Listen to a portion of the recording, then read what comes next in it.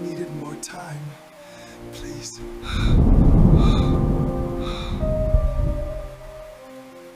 Daniel Ashford stood in the rain outside St. Matthew's Hospital, staring at the crumpled bill in his shaking hands. $3,200. The numbers blurred as rainwater dripped down his face and soaked through his thin jacket. He didn't have $300 in his bank account, let alone $3,000. His little daughter, Lily, was only 5 years old, and she was lying in a hospital bed on the 4th floor, burning up with a fever that had lasted 6 days. The doctors said if they didn't start treatment soon, things could get very dangerous. But they wouldn't start anything until somebody paid. No money, no treatment. That was the rule. Daniel shoved the bill into his pocket and leaned against the cold brick wall. He closed his eyes and tried to think, but his mind kept spinning in circles. Back 10 years, back to the night he walked away from everything. His father, Edward Ashford, was one of the wealthiest men in the country. He owned banks and hotels and towers of glass that touched the sky. The Ashford name was on the lips of every businessman, every politician, every newspaper in the land. But behind closed doors, Edward Ashford was a tyrant. He controlled everything: what Daniel wore, who he spoke to, where he went, who he would marry. When Daniel was 22, his father sat him down in the oak study and told him he had arranged a marriage with the daughter of a senator. Daniel had never even met the girl. He said no. His father slammed a fist on the desk. No one tells an Ashford no. Daniel stood up, looked his father dead in the eye and said, "Then I am not an Ashford anymore." He walked out that night with nothing but the clothes on his back and $200 in his wallet. He disappeared into the city like a ghost, and he never looked back. The first 2 years were harder than anything he had ever known. He slept in shelters, in cheap motels, once on a park bench in the middle of winter with frost on his eyebrows. He washed dishes, mopped floors, delivered newspapers at 4 in the morning, loaded boxes at a warehouse until his hands cracked and bled. But he never called his father, not once. By the 3rd year, he had a small apartment in a rough part of town. Thin walls, a heater that barely worked, neighbors who played loud music at all hours. But it was his. He had earned it with his own sweat. That was the year he met Miriam. She was working as a cashier at a grocery store near his apartment. Long brown hair, green eyes, and a smile that made the whole room feel warmer. Daniel used to go in every day just to see her. He'd buy things he didn't even need, extra bread, cans of soup, just to stand in her line and say hello. One day she laughed at him and said, "You bought 3 loaves of bread yesterday. Are you feeding an army?" He turned red and admitted the truth. She thought it was the sweetest thing anyone had ever done. They got married in a tiny courthouse with no flowers and no music and no guests except her best friend who took photos on a phone. Daniel thought it was the happiest day of his life. Then he met Miriam's family. Her mother, Mrs. Vane, was a sharp-tongued woman with cold eyes and a permanent frown.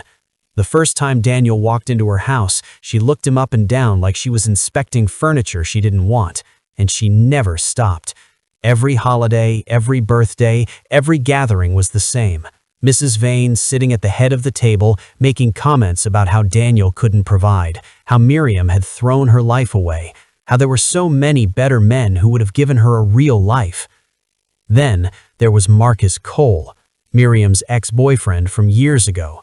Tall, handsome, slicked-back hair and perfect teeth. He had made a fortune in real estate, or so everyone believed. He drove a bright red sports car and wore gold watches and designer suits, and every time he came around, he made sure everyone knew it. Mrs. Vane adored him. She invited him to every family event, even though Miriam was married.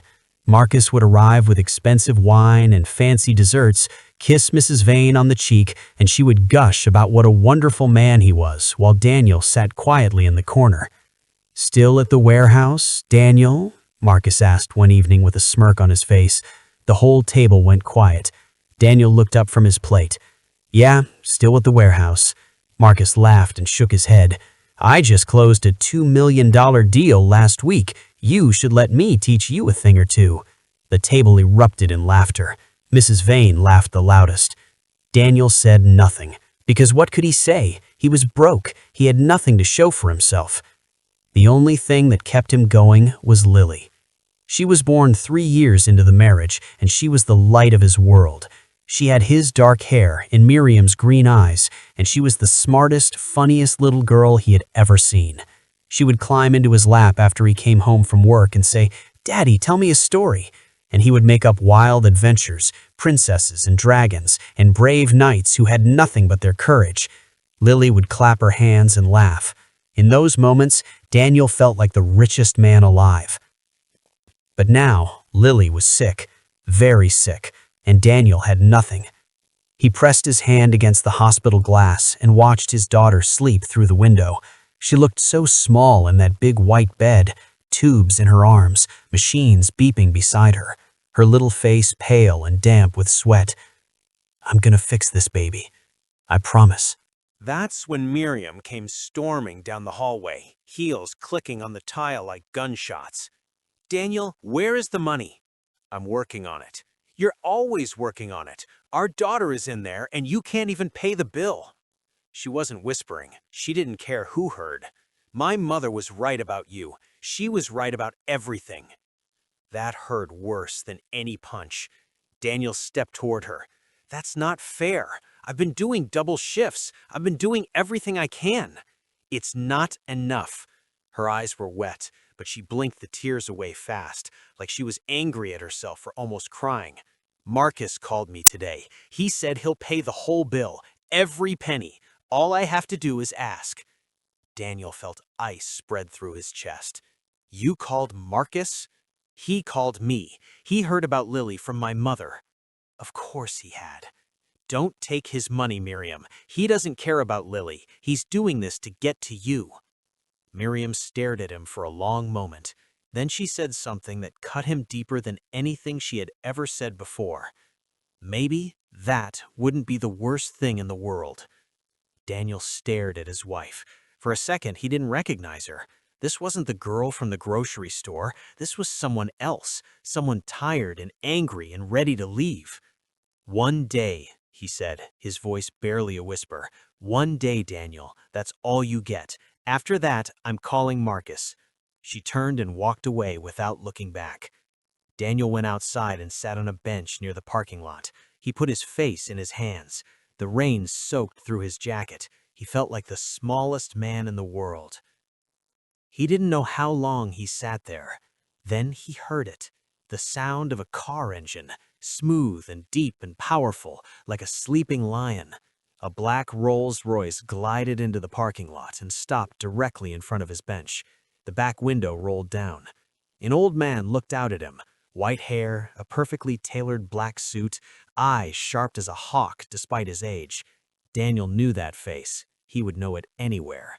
Arthur, Edward Ashford's most trusted advisor and butler, the man who had been with the family for 45 years, the man who had taught Daniel how to tie his shoes, how to ride a bike, how to read his first book. When Daniel's father was too busy running his empire, Arthur was the one who showed up to school plays and science fairs. Arthur was more of a father to Daniel than Edward Ashford had ever been. "Master Daniel," Arthur said in that calm, steady voice that hadn't changed in 10 years. Daniel blinked. He thought he was dreaming. "Arthur, what are you doing here?" Arthur stepped out of the car, holding a large black umbrella. He was 73 years old, but he still stood straight as a soldier, shoes polished to a mirror shine. He walked over and held the umbrella over Daniel's head. "You are soaking wet, sir. You'll catch pneumonia out here." "How did you find me?" "Your father always knew where you were, sir. Every day for the past 10 years, he had someone watching over you, not to interfere, just to make sure you were safe." A wave of emotion hit Daniel at once, anger and sadness and confusion. "He was spying on me." "He was protecting you. There's a difference. He never tried to contact you. He respected your decision to leave, but he never stopped caring." "Then why are you here?"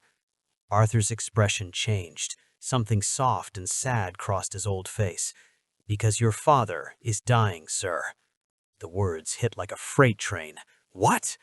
"Stage 4 cancer. The doctors have given him 3 months, possibly less." Arthur paused.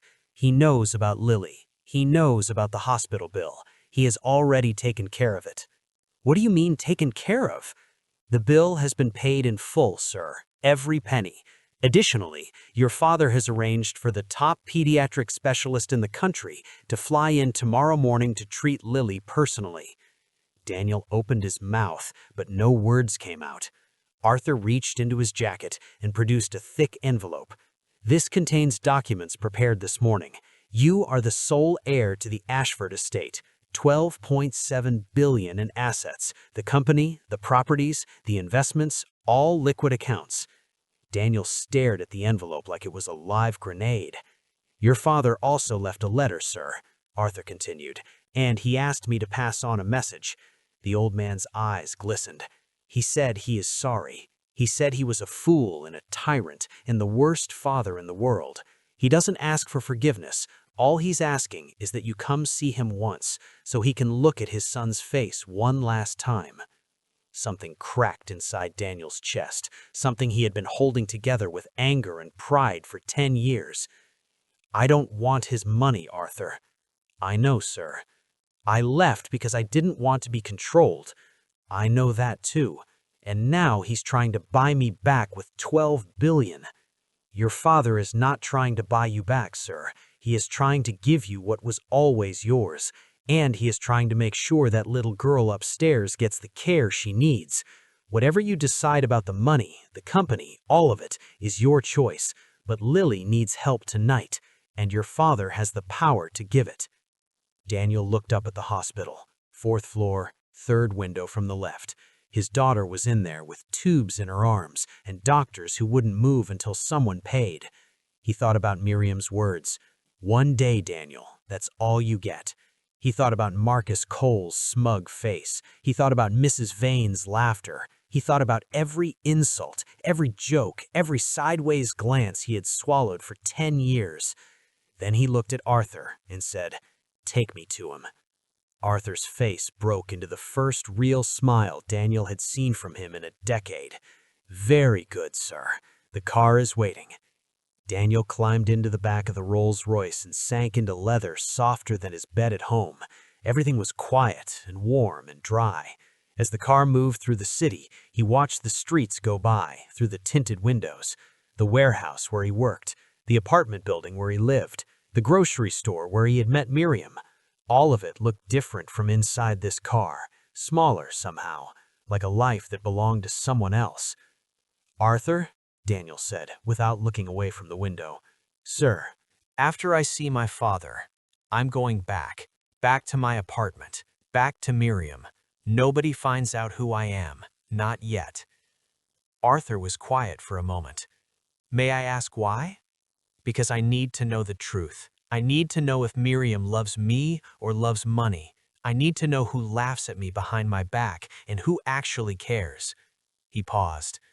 "I need to know who kicked me when I was down, so I remember every single one of them when the time comes." Arthur studied him for a long moment.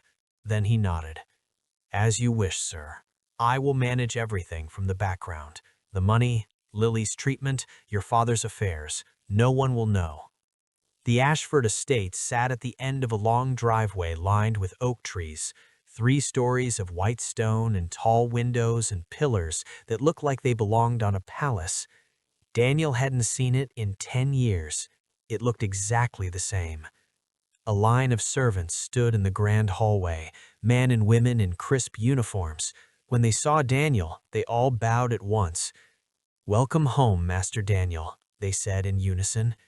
He was still in old jeans and a warehouse jacket. He looked like a delivery man who had walked into the wrong house. But every person in that hallway looked at him with real respect, the kind you give because you've been waiting for someone to come home for a long time.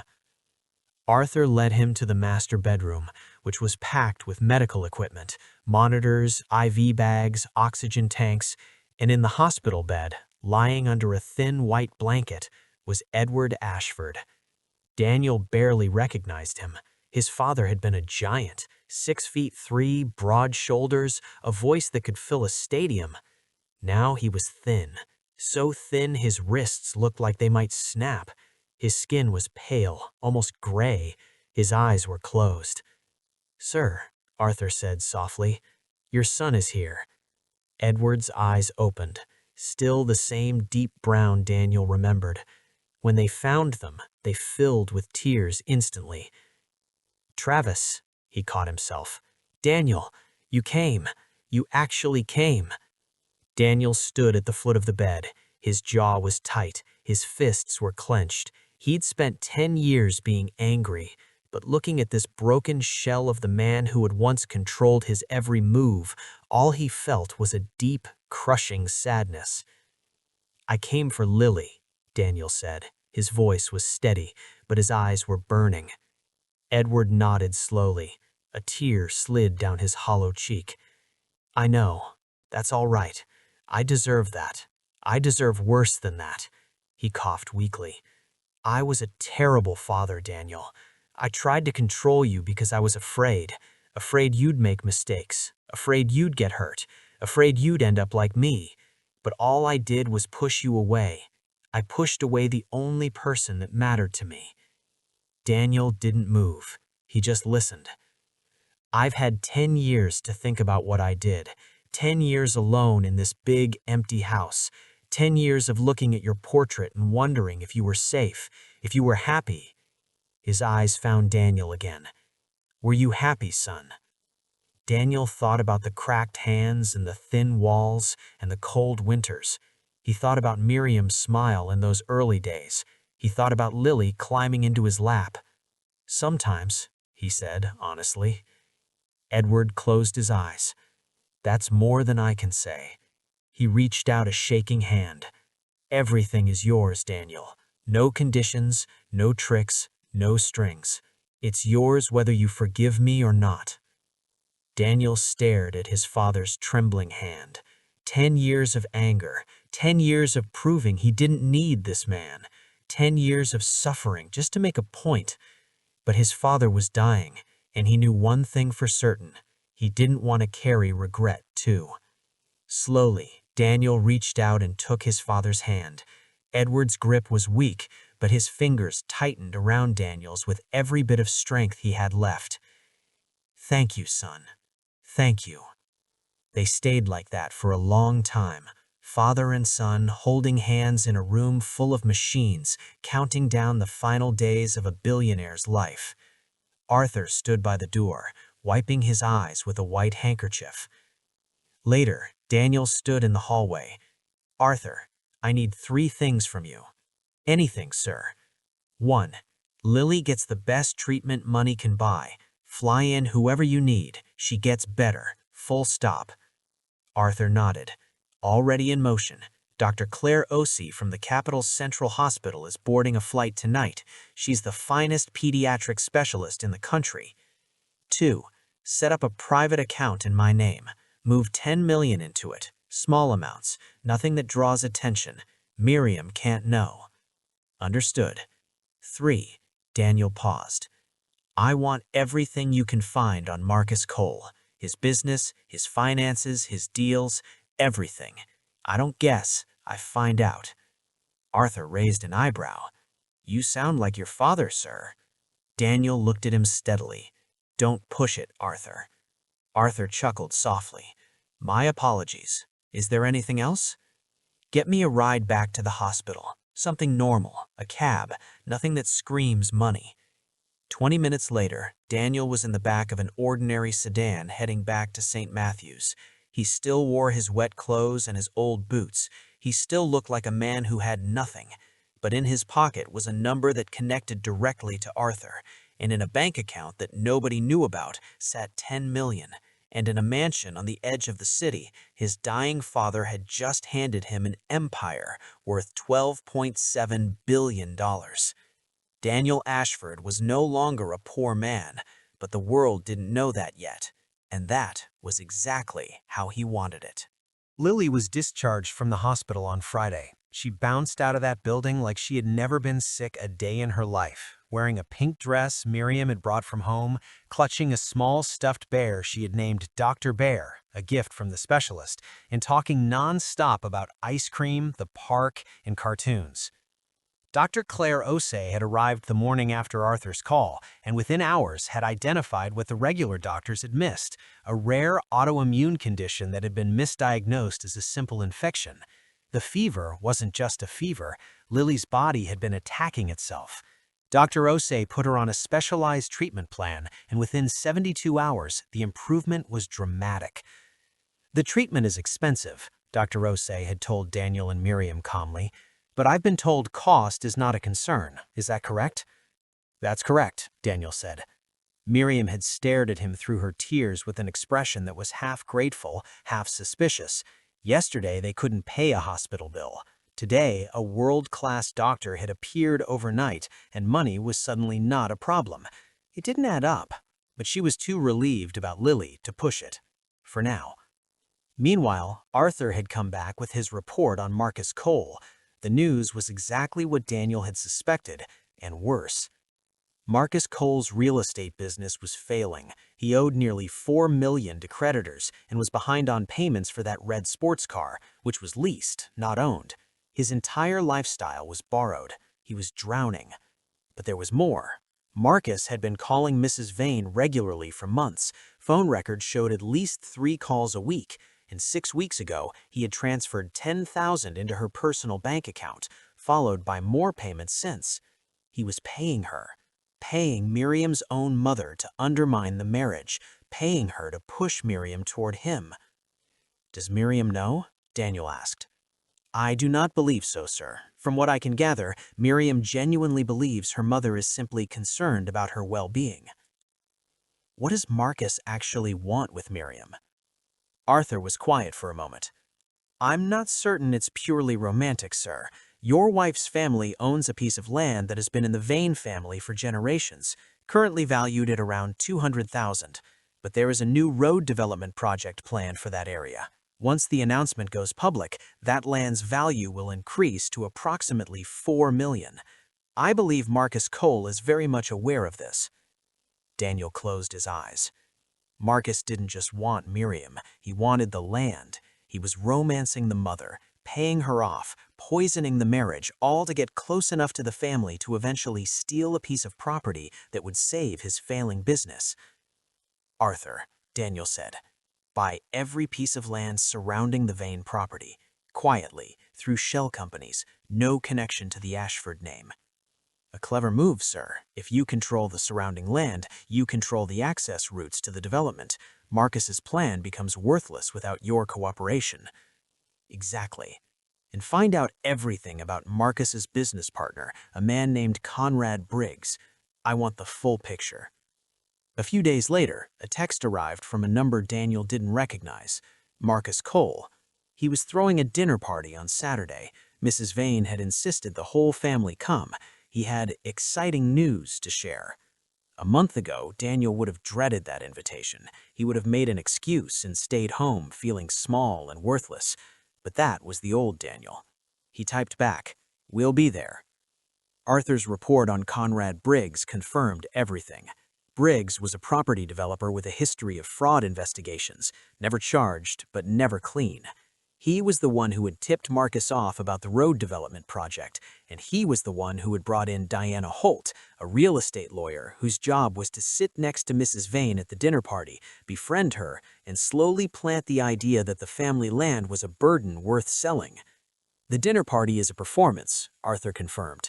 "Marcus is also using it to impress potential investors. He's rented furniture and decorations for the occasion. The wine he plans to serve costs $200 a bottle, but he bought it on credit. He has a cheaper supply as well. For guests, he doesn't need to impress." Arthur paused. "Such as yourself, sir." Daniel smiled. "I'll wear exactly what I always wear. Old jeans, old jacket. Let them look down on me. Let them think I'm nobody." On Saturday night, they took the bus to Marcus's house, a large 2-story property in a gated community, landscape lighting making it glow like a film set. The red sports car sat in the driveway like a trophy on display. Marcus opened the door with his perfect smile and his charcoal suit, hugged Miriam a beat too long, and shook Daniel's hand with a grip designed to establish dominance. Daniel let his own grip stay loose, unthreatening, invisible. Mrs. Vane was already inside, holding a glass of champagne, laughing loudly. When she saw Miriam, she rushed over. When she saw Daniel, she said, "I see you wore the blue shirt again," then turned her back and led Miriam toward a group of women by the bar. Daniel moved to the edges of the room. He positioned himself near the hallway where he could see everything: the dining room, the living room, the front door, all at once. He picked up a glass of water and watched. He watched Marcus work the room like a politician at a fundraiser, a handshake here, a laugh there, a hand on the shoulder, every interaction calibrated, every smile with a purpose. He watched the investors, 4 of them, 2 men and 2 women in expensive clothes, who got the most of Marcus's attention in the most expensive wine. He watched Diana Holt introduce herself to Mrs. Vane near the fireplace. Land can be such a valuable asset if you know what to do with it. That area you mentioned, there's been a lot of development interest lately. You might be sitting on something more valuable than you think. Mrs. Vane leaned closer, eyes wide. They exchanged numbers right there at the dinner table. Daniel filed it all away. When Marcus stood to make his speech, "By this time next year, every person at this table will be very glad they know me." Daniel raised his glass of cheap vinegar wine and took a polite sip. Later, while the party moved to the living room for dessert, Daniel slipped down the hall to Marcus's home office. The door was unlocked. On the desk, a stack of overdue bills, a letter from a credit card company threatening legal action, and, half hidden under a magazine, a printed email from Conrad Briggs. Daniel leaned in and read every word. The email laid out the entire plan, the timeline to acquire the Vane family land before the road announcement went public, the profit projected, the split between Marcus and Briggs, in one line at the bottom that made Daniel's blood run cold. Make sure the old woman signs before the announcement goes public. If necessary, accelerate the timeline with the daughter. A divorce filing would give us additional pressure points. They weren't just planning to steal the land. They were planning to use Miriam's marriage as a weapon. They wanted Daniel and Miriam to divorce because desperate people make bad decisions. Mrs. Vane would panic. Miriam would lean on Marcus for support. And in the middle of all that confusion, Diana Holt would slide a contract across the table, and Mrs. Vane would sign away her family's land for a fraction of its worth. Daniel stood in that office and felt something shift inside him. The anger was still there, but colder now, more focused. He wasn't just going to expose Marcus Cole, he was going to dismantle him. He walked back to the party with the same quiet expression he had worn all evening. Nobody noticed he had been gone. Nobody noticed anything about Daniel. That was his advantage right now: invisibility. Sunday morning, Arthur texted 2 words: "Not long." At 6:30, the call came. Edward Ashford had passed away peacefully in his sleep 20 minutes earlier. He was not in pain. Daniel sat alone in the kitchen, hand flat on the cheap table, trying to breathe. The man who had controlled his childhood, the man who had driven him away, the man who had spent 10 years watching over him from a distance without a single word, the man who had paid for Lily's treatment without being asked, who had held his hand and said, "I love you, son," with tears on his hollow cheeks. Gone. The funeral was held on Tuesday morning at the family estate. Private. No press, no announcement. 8 people total. Daniel, Arthur, Dr. Rosé, and 5 longtime servants who had been with the family for decades. Just the people who had actually known Edward Ashford, the man, not the billionaire. He was buried beside Daniel's mother in the rose garden, exactly as he had requested. A simple mahogany casket with silver handles.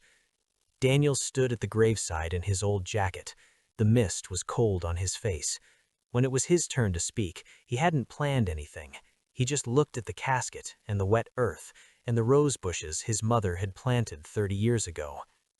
"I spent 10 years being angry at you, 10 years proving I didn't need you, but you never forgot you were my father. Even when I pushed you away, you watched over me, and when Lily needed help, you didn't hesitate. You didn't ask for credit, you just did it." He paused. "I wasted 10 years, Dad. 10 years Lily could have had a grandfather. That's on me, not on you." He looked up at the pale sky. "I'm gonna take care of the empire you built. I'm gonna make you proud. That's my promise." Arthur wept. The servants wept. Dr. O'Say bowed her head. Afterwards, in the oak study, Arthur placed a cream envelope on the desk. Daniel's name was written across the front in his bold handwriting. He opened it, a single sheet of paper. "Dear Daniel, if you're reading this, I'm gone, and you're sitting in my chair, and Arthur is probably standing by the door pretending not to cry. Arthur, if you're reading over his shoulder, stop it. This is private. I want you to know something I was never brave enough to say while I was alive. I was afraid of you, Daniel. Not physically, afraid of your spirit, your independence, your fire. You were everything I wished I had been at your age. Brave enough to walk away from comfort, brave enough to build something from nothing, brave enough to choose love over money. I admired you for leaving, even as it destroyed me. Now I'm leaving you everything I built, not because I want to control you from the grave, but because I trust you to do what I couldn't. Use it well. Use it to protect the people you love. And for God's sake, Daniel, don't let anyone push you around. You're an Ashford. Act like one. One more thing. Don't fight with a sword when you can fight with a chess piece. Be patient. Be strategic. And when the time comes, don't show mercy. Mercy is for people who deserve it. With all my love, your father, Edward Ashford. P.S. Arthur's salary is due on the 15th. Don't forget. He gets cranky. Daniel set the letter down. He sat in his father's chair, in his father's study, and for the first time since he had heard the news, he cried. Not loudly, just quiet tears rolling down his face while he held a letter from a dead man who had finally learned how to say, "I love you." Arthur stood by the door and said nothing, just waited, patient and steady as always. On Wednesday, Daniel Ashford became Mr. Grant. Arthur had prepared a complete identity, a charcoal Tom Ford suit, Italian leather shoes, a Patek Philippe watch, business cards for Apex Capital Partners, a rented corner office on the 11th floor of a glass tower downtown. Daniel stood in front of the full-length mirror and barely recognized himself. The man staring back was not the workhouse worker in cracked boots. This man looked powerful, dangerous, like someone who could buy your entire neighborhood before lunch. All armor is a costume, sir. The question is whether you know how to fight in it. Daniel adjusted his tie. Let's find out. Conrad Briggs arrived at 2 o'clock sharp. He was not what Daniel had expected, not a slick shark, but a stocky man in his mid-50s with thinning hair and a rumpled blazer and the face of a tired accountant. But his eyes were small and dark and constantly calculating, taking in the office, the furniture, the watch on Daniel's wrist. Daniel listened as Briggs laid out the entire scheme, the road development, the Vane family land, the acquisition plan before the public announcement, the projected profit of $10 to $15 million. He let the man talk. Gerald had taught him long ago that silence was the most powerful tool in a negotiation. People couldn't stand it. They filled it. "I have a partner," Briggs said eventually. "A young guy, charismatic. He has a personal connection to the family. The daughter's married, but the marriage is falling apart. We're working both angles, the mother and the daughter. The husband is a nobody. No money, no connections, no fight in him. It's just a matter of time." In his pocket, a silver pen, recording every word. Daniel kept his face still. "I'll need full documentation before I commit. Land surveys, the development project contacts, the acquisition timeline, payment records, everything." Briggs hesitated. Then his desperation won out. "I'll have it to you by Friday." They shook hands. After Briggs left, Daniel sat alone in the office and replayed the conversation in his mind. Then he slipped the silver pen from his pocket and looked at it. Everything was on this pen.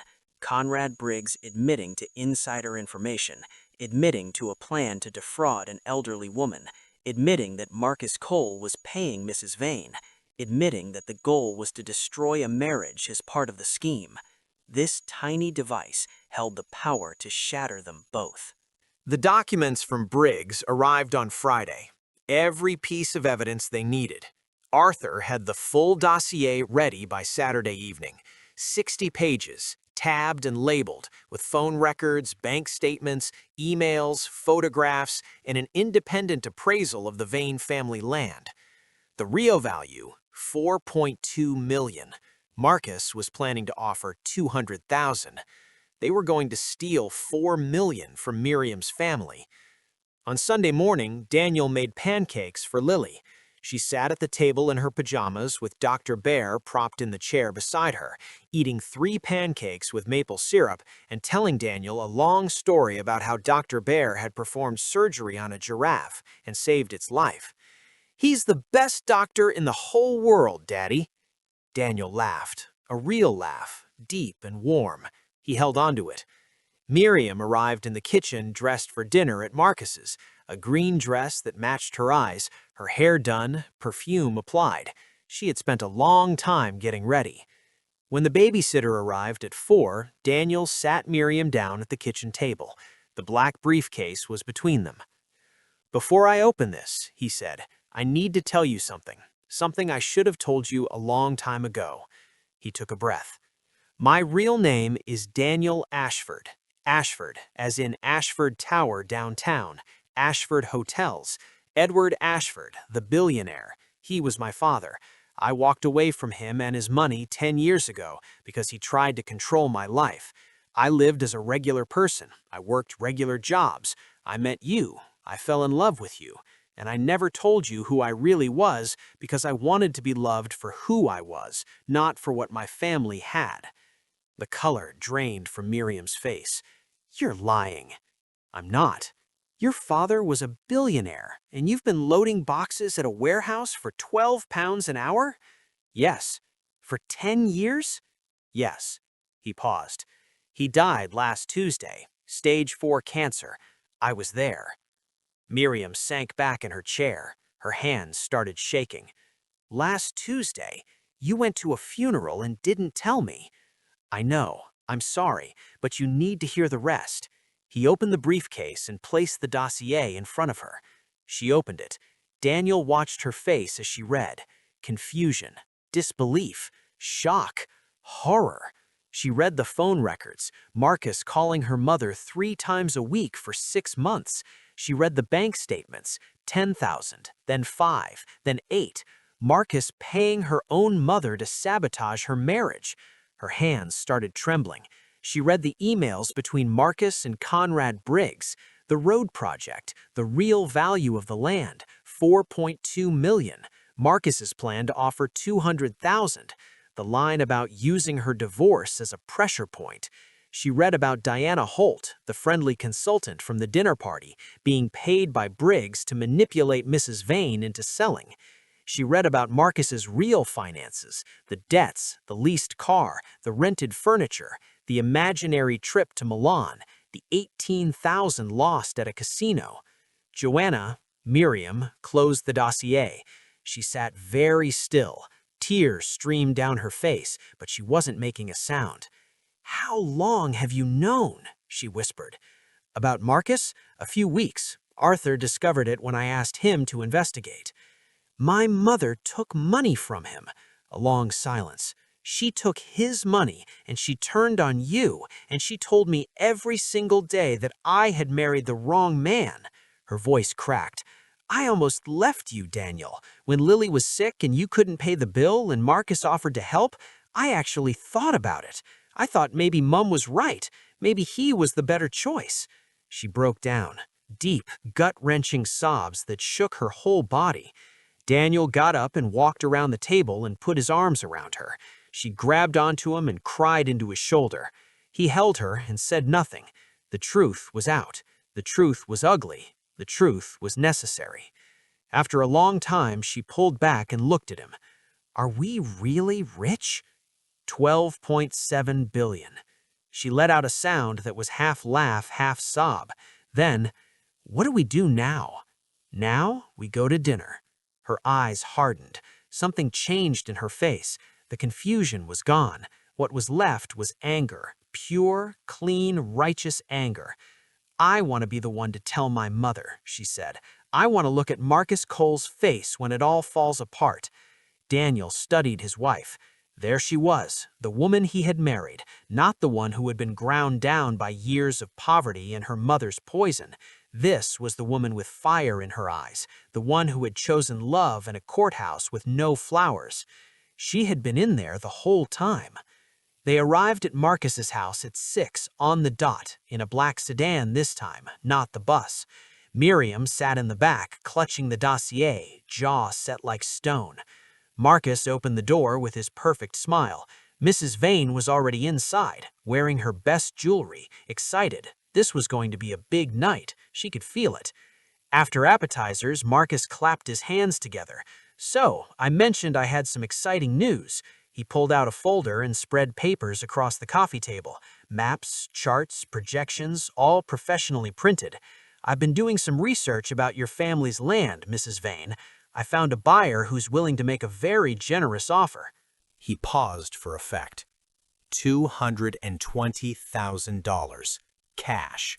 Quick close. You could have the money in your account within 30 days.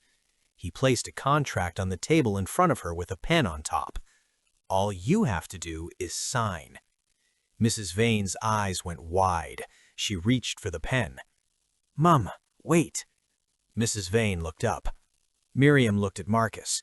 She looked at him the way you look at something you've just realized is rotten. "Marcus, how much is the land actually worth?" "I just told you, $220 is a great price for undeveloped rural—" "Is it?" Miriam reached into her bag and placed the dossier on the table next to Marcus's contract.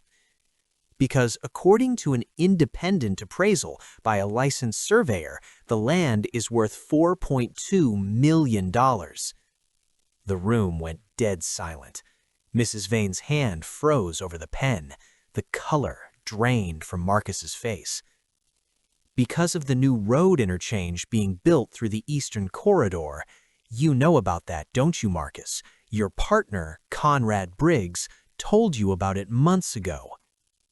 "I don't know what your partner told my husband everything, in detail, on tape." Miriam opened the dossier and slid the bank statements across the table. "Here is the record of every payment you made to my mother. 10,000, 5,000, 8,000. You were paying her to turn against her own daughter's husband, turning her into a puppet." She turned to her mother. "And here is the email between Marcus and his partner, where they discuss using my divorce as a, quote, pressure point." Mrs. Vane picked up the bank statements with trembling hands. She stared at the numbers. She stared at Marcus. "You paid me?" she whispered. "Those gifts, the wine, the flowers, the money you said was just to help with expenses. That was all—" "Mrs. Vane, let me explain—" "Don't." Miriam's voice was ice. "We have everything, Marcus. The recordings, the emails, your real financial records, your debts, your leased car, your rented furniture, your fake trip to Milan. We know everything." Marcus looked at Daniel for the first time since they had known each other. The smirk was gone, the confidence gone. What was underneath was pure animal fear. "How?" he whispered. Daniel stood up. He had been sitting quietly the entire time, watching, waiting, invisible, the way he had done for 10 years. He buttoned his old blue shirt. He looked Marcus Cole dead in the eye. "My name is Daniel Ashford. My father was Edward Ashford. He left me everything, the company, the properties, the investments. $12.7 billion.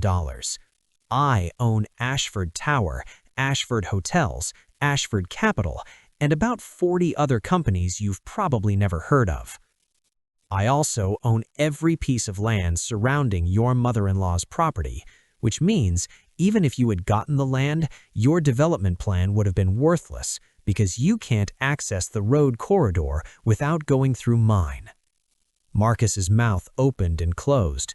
Mrs. Vane stared at Daniel like she had never seen him before, which, in a way, she hadn't.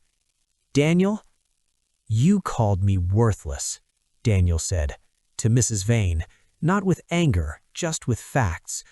"You told your daughter every day that she married the wrong man, and the whole time the man you wanted her with was paying you to destroy her marriage so he could steal your family's land." Mrs. Vane's face crumpled. The color drained out, then flooded back in a deep crimson. She turned to Marcus with an expression of such fury that even Daniel took a step back. "You used me," she said, her voice shaking. "You sat at my dinner table and kissed my cheek and told me you cared about my family, and the whole time—" "Get out," Mrs. Vane said, then louder. "Get out of this house." She picked up Marcus's contract and tore it in half and threw it at him. Marcus scrambled to his feet. He looked at Miriam desperately. "Miriam, please, you know me. I can explain." "You have 30 seconds to leave before I give the authorities the recording of your partner admitting to fraud and insider trading." Marcus looked at Daniel one last time, the man he had called Buddy, the man he had patted on the shoulder like a loser, the man he had laughed at for a decade. Daniel looked back with steady eyes. "The lion needs to roar once," he said quietly. Marcus grabbed his keys and walked out. They heard the leased sports car start and peel away down the street. Then it was quiet. Mrs. Vane sank onto the sofa. She was crying, not the dramatic crying she usually performed. This was real, quiet, and broken, and ashamed. "Daniel," she said without looking up, "all those things I said to you, all those years, the insults, the way I treated you." She finally looked at him, makeup ruined, jewelry suddenly looking cheap against the weight of what she had done. "Can you ever forgive me?" Daniel looked at this woman who had made his life miserable for 10 years. His father's voice echoed, "Don't show mercy. Mercy is for people who deserve it." But another voice spoke, softer, his own. "People make mistakes when they're scared. Fear makes us say things we don't mean." She wasn't evil. She was afraid, and Marcus Cole had exploited that fear with surgical precision. "I forgive you, Mrs. Vane," Daniel said. She broke down completely. Miriam went to her mother and held her, and they cried together on Marcus Cole's rented sofa in his rented living room, surrounded by his lies. Daniel stood by the window. He pulled out his phone and called Arthur. "It's done."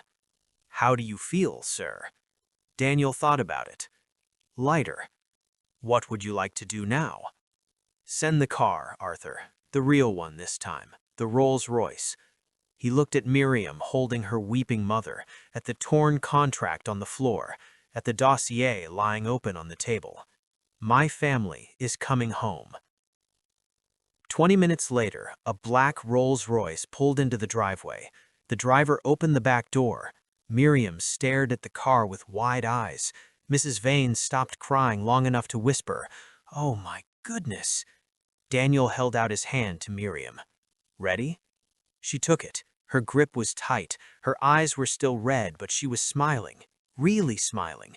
The kind of smile she used to give him at a grocery store checkout. "Daniel Ashford," she said, shaking her hand. "I married a billionaire and didn't even know it." "You married a warehouse worker who happened to become a billionaire." "Same thing. Not even close." They stopped at the apartment first. Daniel ran upstairs and scooped Lily out of bed. She was half asleep, still clutching Dr. Bear. "Daddy, where are we going?" "On an adventure, princess." "What kind?" "The best kind. The kind where we go home." She blinked. "We are home, Daddy." He carried her downstairs to where the Rolls-Royce gleamed under the streetlight. Lily's eyes went wide. "Daddy, that is a very fancy car." "Yes, it is." "Are we riding in it?" "We are." She looked up at him with those big green eyes, so much like her mother's. "Daddy, are you a king now?" Daniel looked at the car. He looked at Miriam waiting inside. He looked down at Lily in his arms with Dr. Bear dangling from her tiny fist. Then he looked up at the sky, clear, dark, full of stars. Somewhere up there his father was watching. He was sure of it. "Yeah, Princess," he said. "I think I finally am." He climbed in, and the door closed, and the Rolls-Royce pulled away from the curb, smooth and silent, like a ship leaving harbor. They drove through the city, past the warehouse, past the grocery store, past the hospital, past all the places where Daniel Ashford had been invisible. He wasn't invisible anymore. In the weeks that followed, everything changed. Marcus Cole's world collapsed. Gerald, Arthur, delivered the complete dossier to the authorities, and within 10 days, both Marcus and Conrad Briggs were under investigation for fraud, conspiracy, and insider trading. Briggs's assets were frozen. Marcus's debts caught up with him. The leased car was repossessed. The rented house emptied. His name became toxic. Mrs. Vane sold the family land at fair market value through a legitimate developer, $4.1 million, paid her debts, set up a trust fund for Lily, and bought a small cottage near the Ashford estate. She was a changed woman, quieter, humbler. She and Daniel would never be close, but they found a way to coexist for Lily's sake, for Miriam's sake, for the sake of a family learning how to put itself back together. Miriam took time to adjust.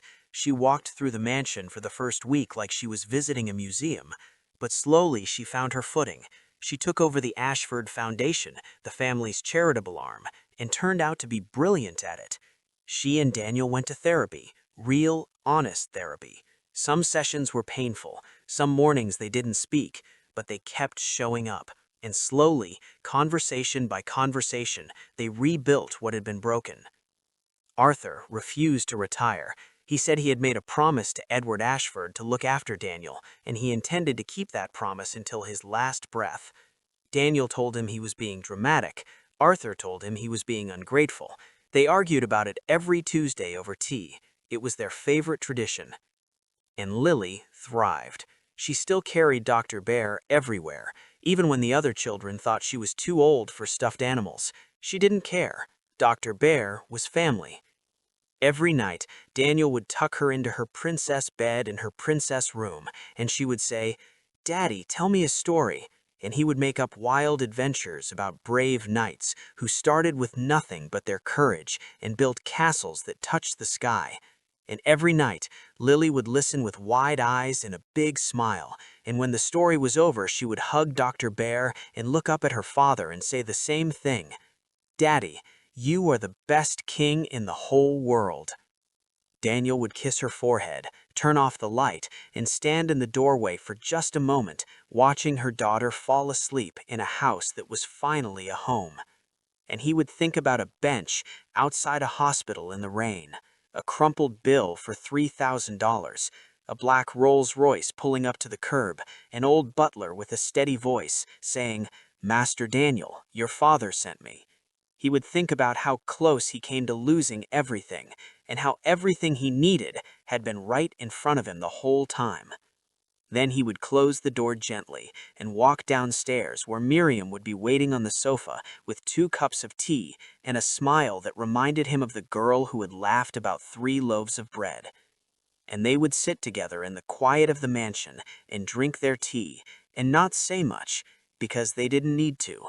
Because some things don't need words. Some things just need time and patience and the courage to take off the disguise and let people see who you really are. Life will test you in ways you never expected. People will underestimate you. People will laugh at you. People will tell you that you are not enough. But your value is not determined by what other people see.